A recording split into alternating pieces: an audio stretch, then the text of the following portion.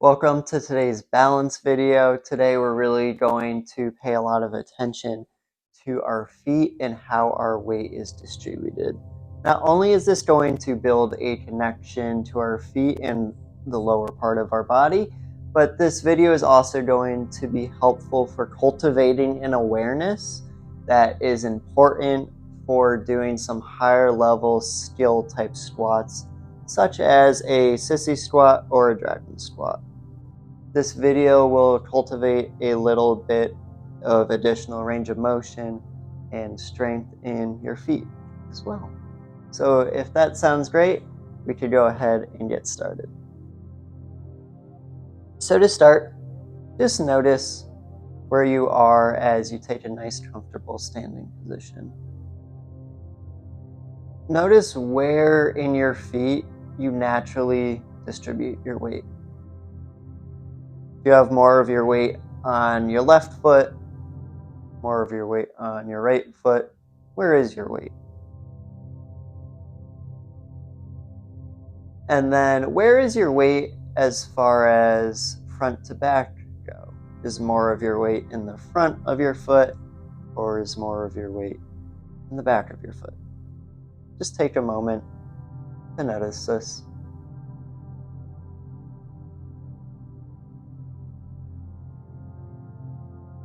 So our most stable position in our foot is when we have three general points of contact right at the base of the big toe, at the base of the pinky toe, and then in our heel. When our weight is distributed evenly between those 3 points, our foot is at its strongest.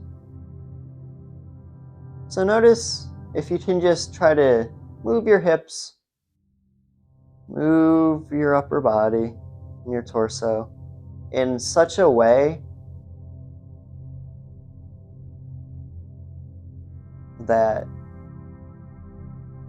your weight is evenly distributed over these 3 points.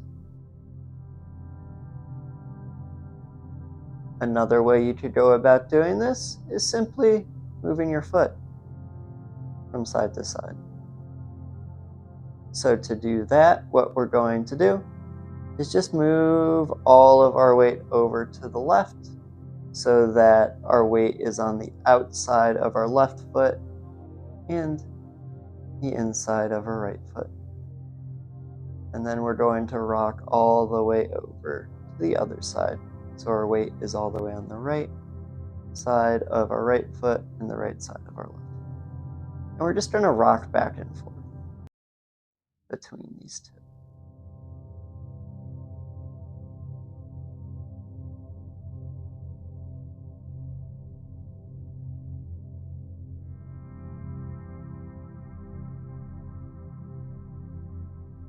So you can either do this motion by moving your hips and your torso, as I said, or you can do it by moving from the ankles. Take a moment to explore both variations.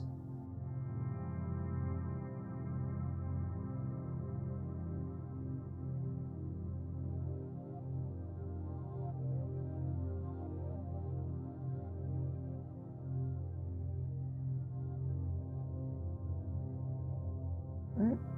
And then the first drill we're going to get into are demi-plie marches. So basically what that is we're going to take a pretty narrow stance, about hip width, maybe a little narrower, and you're going to allow your knees to track forward as far as you can.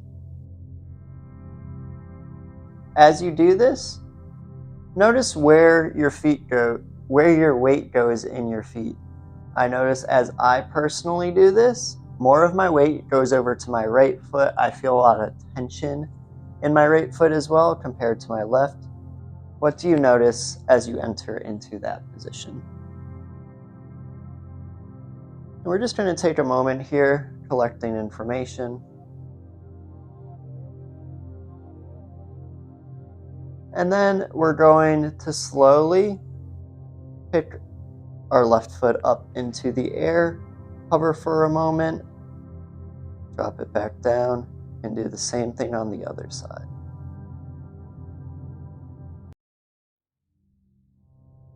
So if I turn to the side, you can see my torso is upright as I do this. But we're just going to spend a couple of minutes doing this motion. You can take breaks as you need.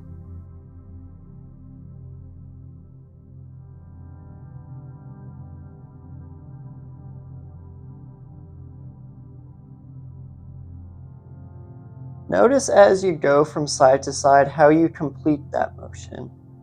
Are you moving your hips and your torso?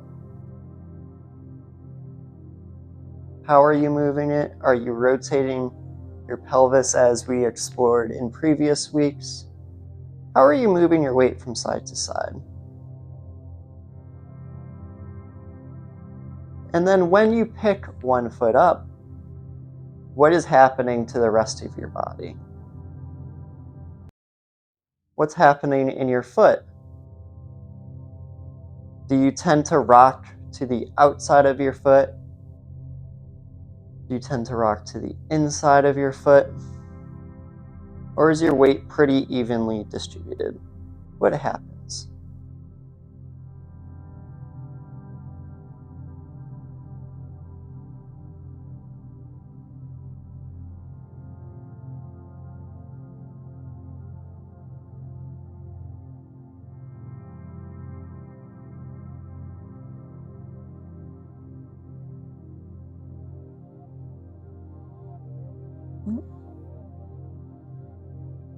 So then the next movement we're going to explore is a sort of squat. So what we're going to do for this squat is keeping the torso pretty vertical. We're going to do that same little thing we did last time by allowing the knees to track as far forward as they can.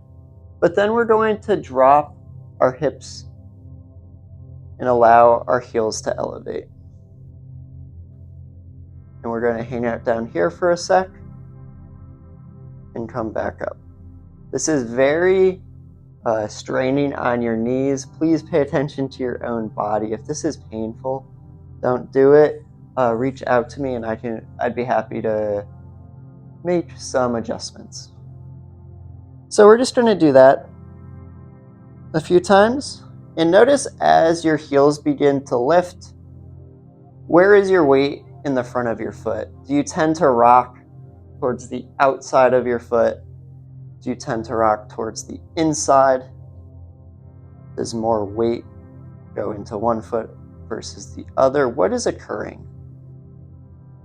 Ideally, we would like the strength in the coordination to be evenly between both feet as well as evenly throughout the front of each foot. So we don't want to be too far to the outside or the inside.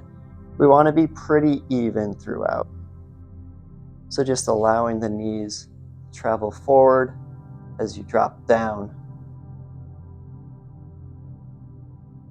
And as you come up, another point is you want to try to reach your heels to the ground as soon as possible. And just do this for a couple of minutes, again, taking breaks when you need to. So this motion is phenomenal for not only improving the range of motion in our ankles, but also improving the stability of the foot and developing some strength at end range knee flexion. It is a very taxing movement. As I already mentioned, please listen to your own body.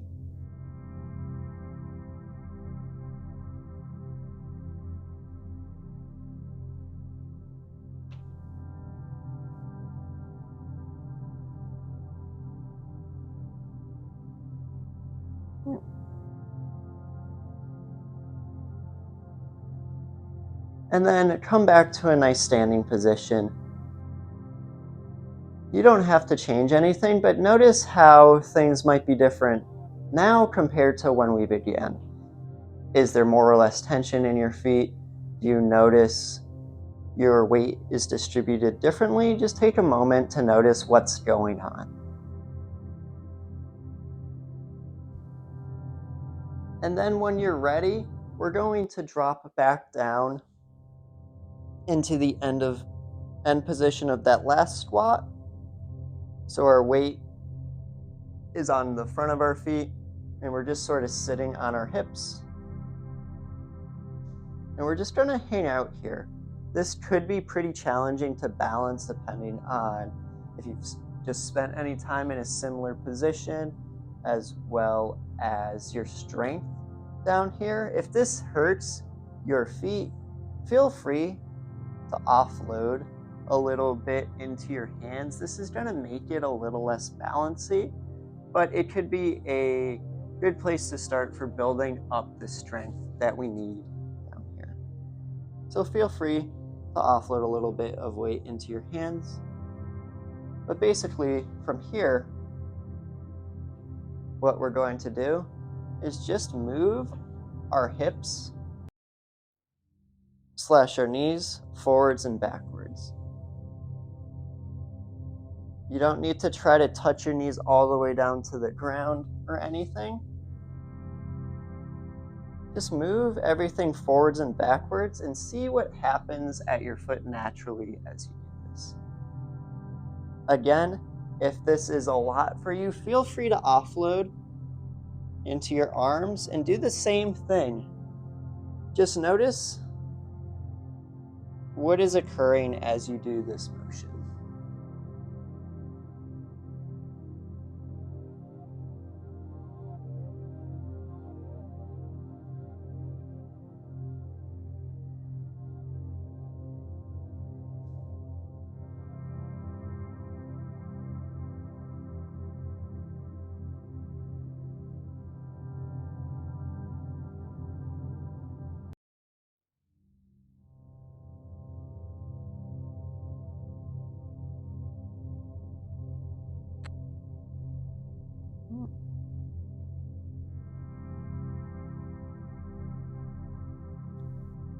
So the last motion we'll do today is similar to the demi-plie march thing we did at the start, but it's going to be on one foot. Again, this is going to be pretty challenging.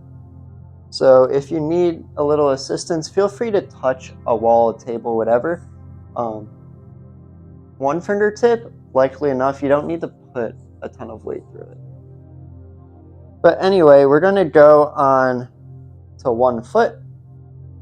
And in a similar manner, we're just going to allow the knee to track forward and come up. So this is a variation of barrier squats we've done in the past. The difference here is I want to not really use my arms as much as I can for a ton of balance. I want to try to just isolate this motion in my foot and in the leg I'm on.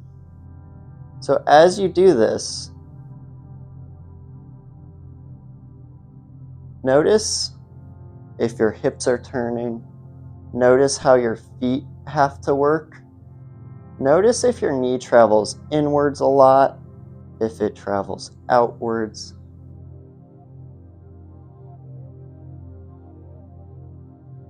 Notice if you rock onto one side of your foot. Notice if where you're feeling a lot of tension. Just do this for up to a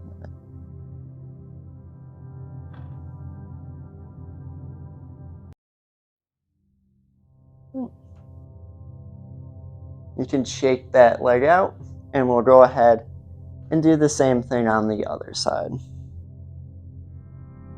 So you can shift all your weight onto that left foot, raise up your right leg, and just allow your knee to travel forward.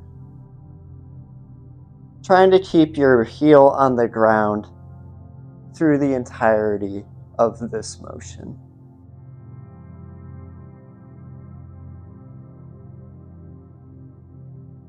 Notice where you feel a bunch of tension. Notice if your hips are rotating as you do this. Notice if your knee travels inwards, if your knee travels outwards.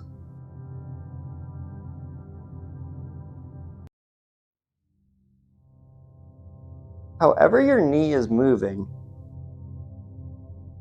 notice how that relates to how your foot feels.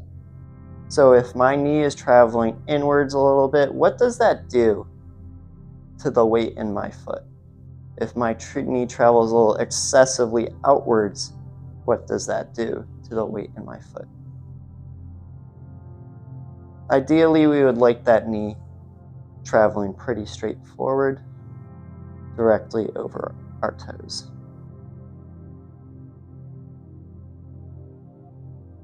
Notice if one side is either easier than the other from a balance perspective, from a tension perspective. Just notice the difference from side to side.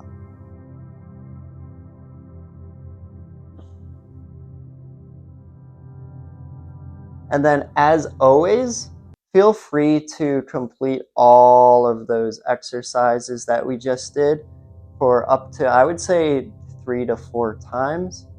If this is your first time running through the video, I highly recommend just doing it this one time, as we want to ensure that our body is prepared for this sort of work. It was a lot of strength in ways that we might not be used to having to use that strength. But if you're ready, we could come ahead and do our closing sort of meditation. So one last time, we are going to bring our attention down towards our feet and notice how our weight is distributed. Just notice if it feels any different than when we began 20 minutes ago or so. I'm not going to do much talking. Just pay attention to how everything feels now.